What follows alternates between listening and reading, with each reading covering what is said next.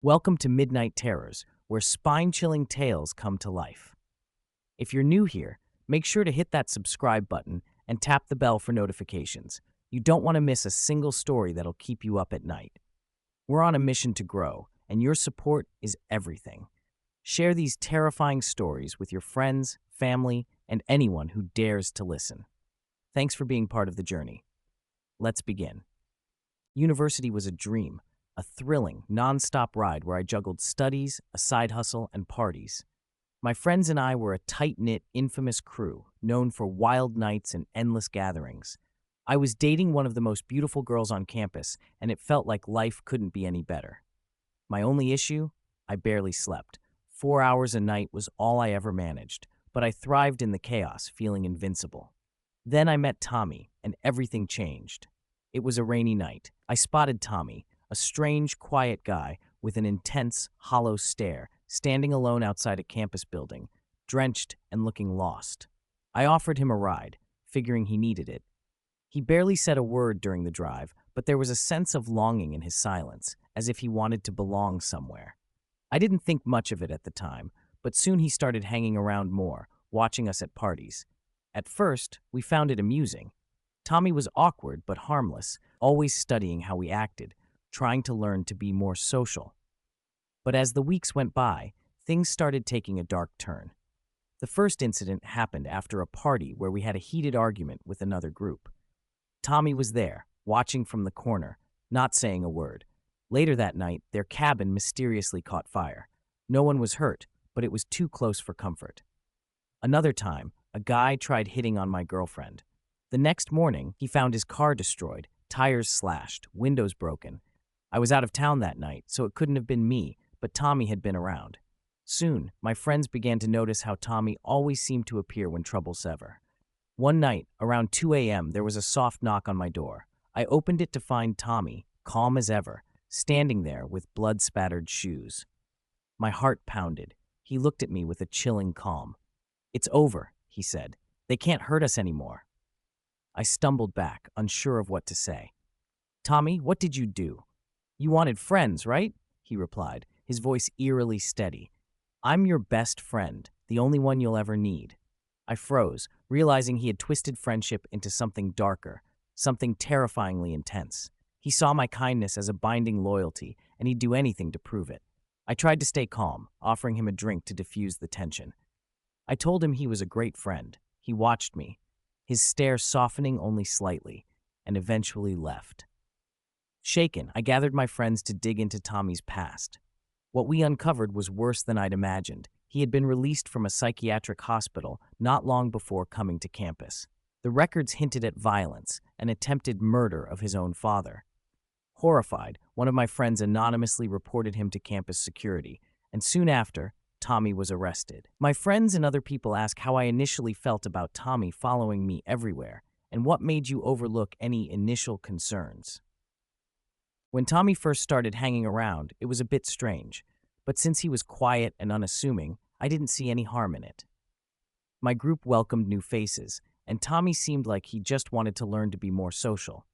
Given that he appeared shy and inexperienced, I didn't view him as a threat. His curiosity to join in and learn from us felt harmless, even endearing, so I didn't pay much attention to his peculiar behavior. In hindsight, I see there were subtle warning signs, but at the time, I overlooked them, attributing his oddness to just a quirky personality. Seeing Tommy standing there with blood on his shoes was horrifying. The look in his eyes was cold, and I immediately sensed danger. My heart pounded as he calmly said, "It's over," hinting at having taken some drastic action. It was at that moment that I realized Tommy's loyalty was dangerously obsessive. Any previous thoughts of him as a socially awkward but harmless guy vanished. I felt a mixture of fear and responsibility, recognizing that, unknowingly, I might have encouraged his attachment, which spiraled into something darker.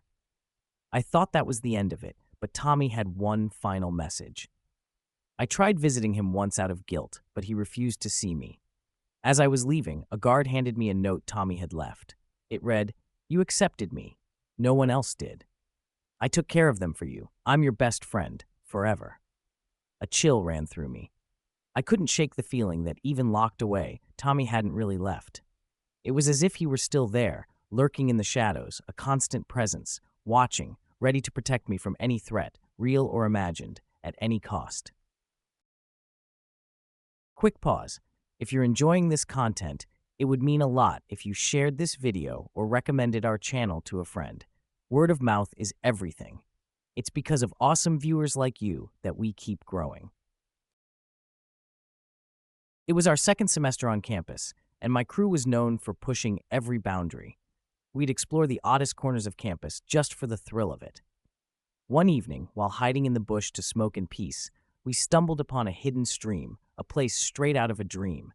White sands, massive rock formations, and an eerie, hypnotic stillness. Strangely, no one else seemed to know about it.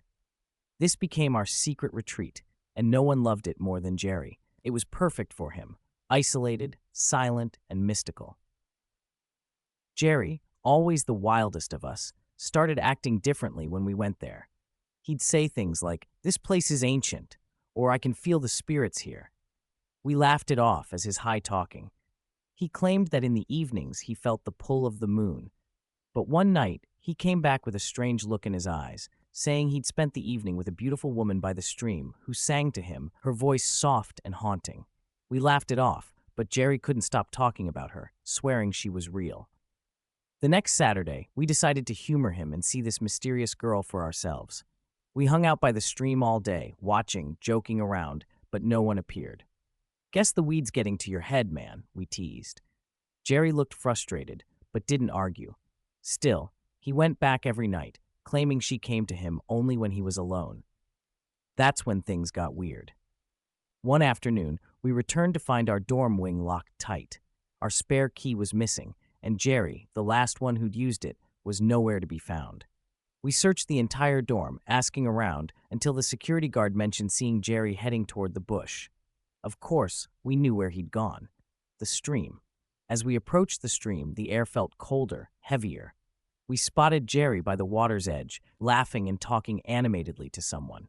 But when we got closer, we realized there was no one there, just Jerry, laughing with empty air. We called out to him, and he turned to wave, but his eyes looked strange, unfocused. Suddenly, we caught a flicker of movement in the water, a shadowy figure slipping below the surface. We all froze, unsure of what we'd just seen. Then, in the eerie silence, we noticed faint footprints leading from the water to the sand, ending right where Jerry stood. Frustrated and confused, Jerry tried to dive into the water, searching under the rocks for her. "She was just here," he insisted. We pulled him back, but the strange sense of dread lingered. Finally, as the sun began to set, we decided to head back, bringing more people to help us search the next day. That evening, we decided to report what we'd seen to campus security. The guard turned pale, immediately running to alert the chief. We waited, confused, as more security officers joined him. When they finally returned, the chief looked deadly serious. "Did you see anyone else at the stream?" he asked, voice tense. We shook our heads. For the first time, fear filled the chief's eyes. Reluctantly, he told us the story of the mermaid, a spirit known to lure students to the stream late at night. Years ago, 2 students had disappeared there, and their bodies weren't found until weeks later in the same spot Jerry had been standing. The legend said the spirit would return every few years, hunting for another soul. We felt a chill run down our spines, but Jerry, somehow unbothered, pulled a small golden nugget from his pocket, saying the woman had given it to him, promising to lead him to more if he came alone. The chief's face went pale as he whispered, "That's the price of your life." Just then, Jerry collapsed, fainting in shock. They rushed him to the hospital, where he eventually recovered. But from that day on, Jerry was a changed man. He never touched weed again and refused to speak of that night. As for the stream, none of us ever went back, and to this day, we wonder if that spirit is still out there, waiting for her next visitor. If you think that's creepy, trust me, it's just the beginning. It would only take a second to hit that subscribe button now, because you won't want to miss what happens next. Ring that notification bell and check out the videos on the right or left. You won't believe your eyes.